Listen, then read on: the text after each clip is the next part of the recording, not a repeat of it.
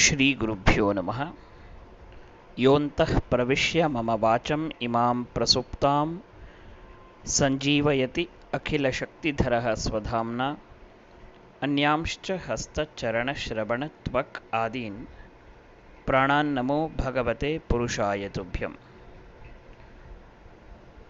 My dear students, so today I am going to brief about one of the classic Sanskrit plays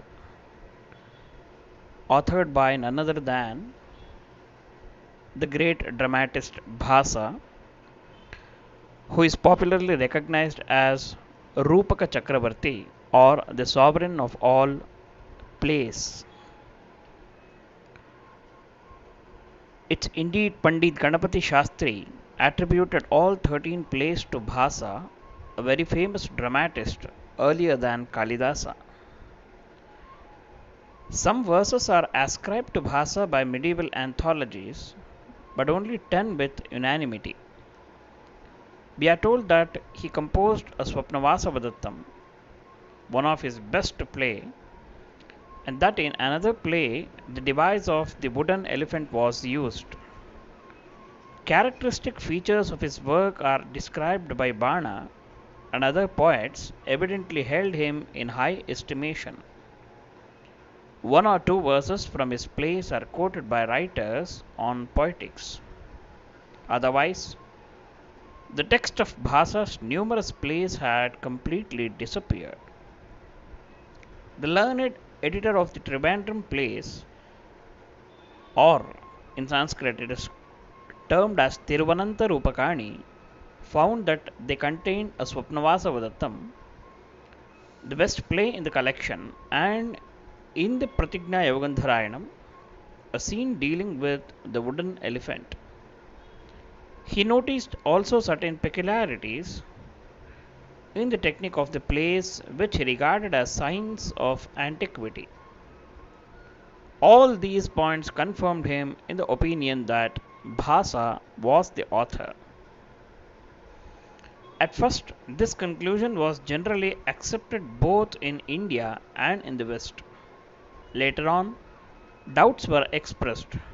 It was found that some of the special features which had been regarded as evidence of an early date prior to Kalidasa were not peculiar to these plays. They occur with some modifications in other South Indian manuscripts of plays as late as the 7th century. The verses ascribed to Bhasa by the anthologists do not occur in the Trivandrum plays. Hence, the skeptical school doubted whether any of this collection had been written by Bhasa at all.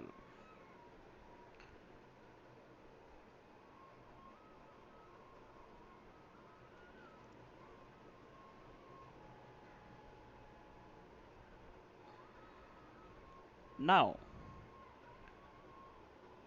I would like to sum up the story of Pratigna Yogandharayanam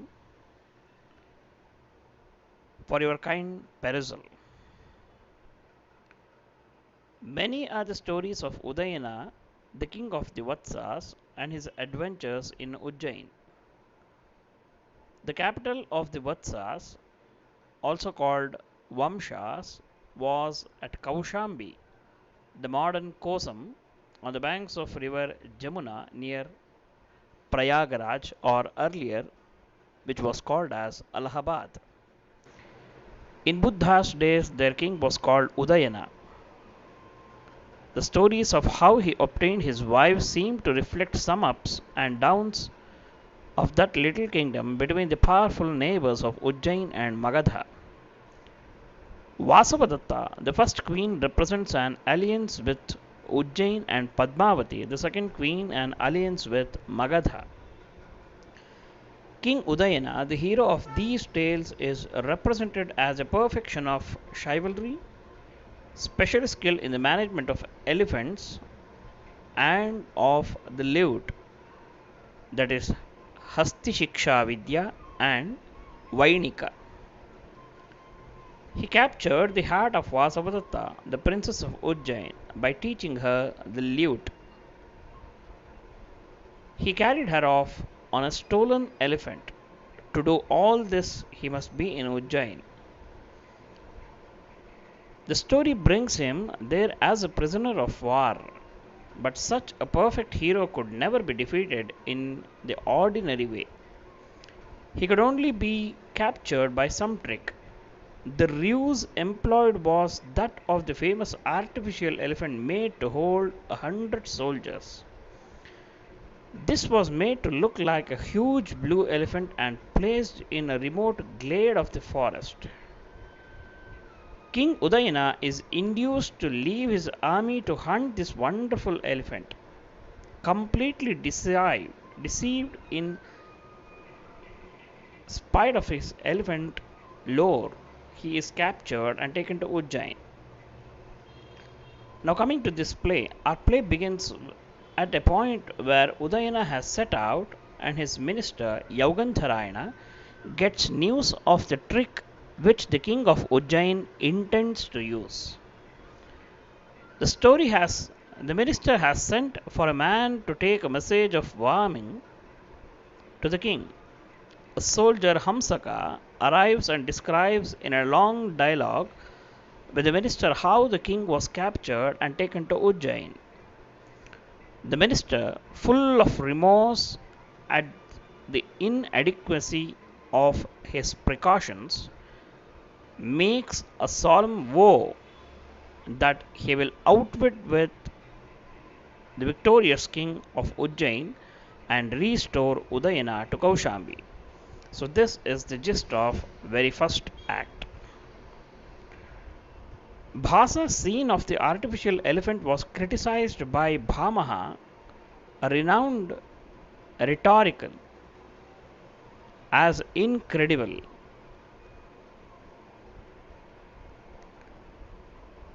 Now coming to the second act. So the gist of second act goes like this. The account of Udayana's capture and the orders given for his reception redound to his honor. The king begins to waver.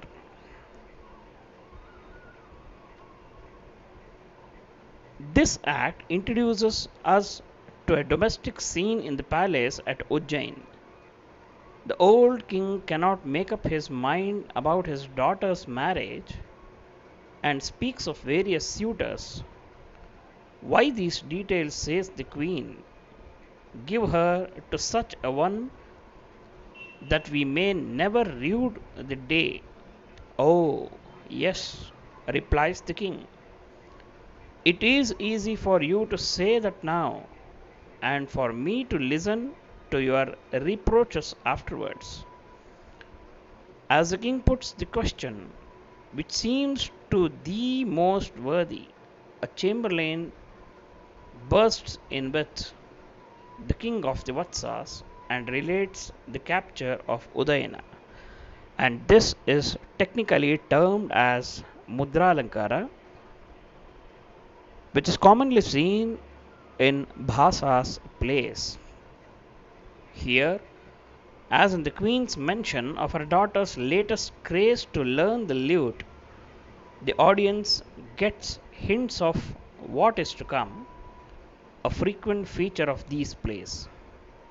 Thus, the account of Udayana's capture and the orders given for his reception redound to his honor, and the king begins to waver. Coming to the gist of third act. In the third act, the minister Yaugantharayana communicates his plot to his colleague Rumanvan and the Vidushaka of the Vatsa court. They meet in Ujjain disguised.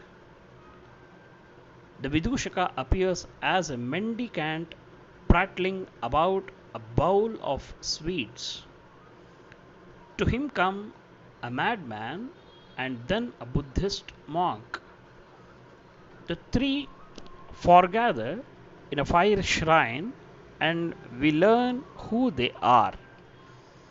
The plot is to infree a female elephant so that Udayana's assistance might be sought. He will then mount and ride away. Unfortunately, the Vatsa king is enamored of the Ujjain princess and will never go without her. Yavgandharayana makes his second vow and swears his king shall take the maid as well. They break up their conference, the madman going out gibbering to the boys in the street. And here comes the curtains down,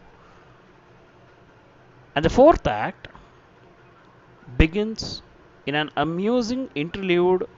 An intoxicated page, really a Vatsa spy, describes how he pawned the elephant Bhadravati. Then he tells us of the capture of Yogantharayana. What is this? Asks a soldier. All Kaushambi is here except the wall and the gatehouse.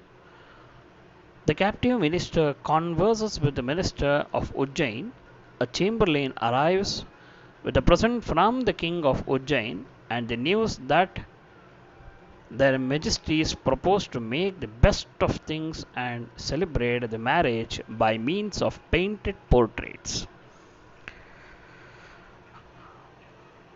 Now, let us critically analyze this wonderful play Pratigna Yaugandharayanam, as two of the principal characters in the story do not appear at all. We are told so much about the hero Udayana, the king of the Vatsas, that it is almost with surprise we realize at the end of the play that we have never ever seen him in the entire play. We seem to know him by his impulsive actions, his daring, his pride, and his readiness to fall in love, but all his words and whims have been reported by others. The author may well have felt that Udayana should not appear while he was captivity.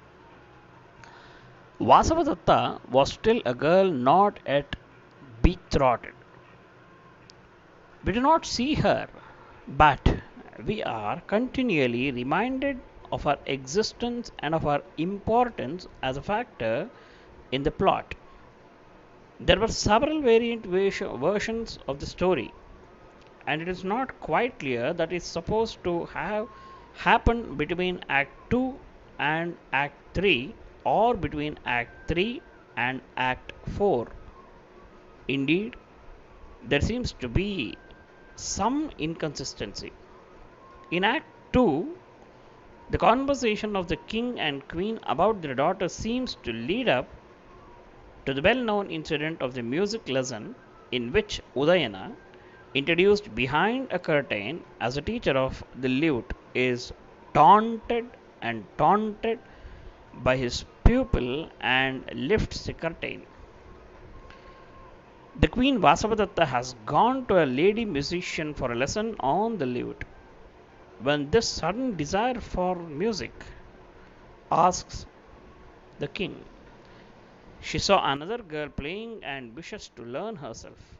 That is just like a girl, grumbles the king, and there is something I was to tell you, adds the queen. She would like a teacher, she says, to which the king, what does she want a teacher for? Just when she about to be married, her husband will teach her. The audience must inevitably think of Udayana as the teacher and the husband. Later on, the chamberlain brings in Udayana's famous lute and the king sends it to Vasavadatta. Then, hearing to Udayana's wounds, his heart softens towards his enemy. He orders that the captive is to be treated with every consideration. There should be no tactless talk. Learning that he had been carried into the middle palace and placed near the peacock's perches, he is dissatisfied and commands that the wounded man to be taken into the Manibhumika to shield him from the sun. By the end of the act, he begins to feel some affection for his defeated adversary, whom we in the audience all know to be his future son in law. Now, in Act 3, a very different incident is used to introduce Vasavadatta to Udayana, and we learn that the Vatsa king is in prison. His fetters clank as he bows before the gods, but he still has his lute. So, by the very consent of his enemy, he can come out of prison grasping the lute, which chase his sorrows and subdue the elephant. Then we are told that the Princess Vasavadatta went in an open palanquin to worship at a shrine opposite to the Prince Gate. Udayana happened to be taking the air outside the prison gate with the permission of the superintendent.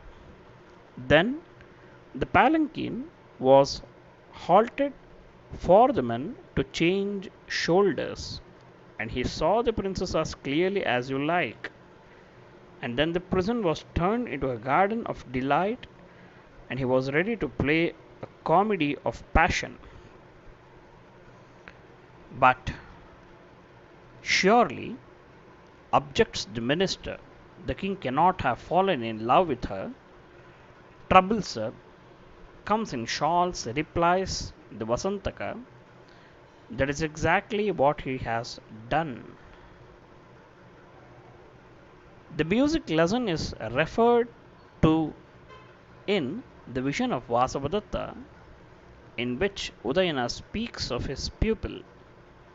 When did it take place?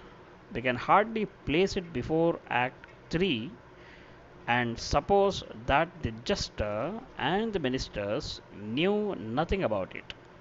Indeed, the usual account is that Yaugandharayana arranged it. We must suppose then that the music lessons were arranged between Act 3 and Act 4. This would fit in as the means of carrying out the minister's second vow to carry off both the king and the long eyed maid. So, this is the just and critically justified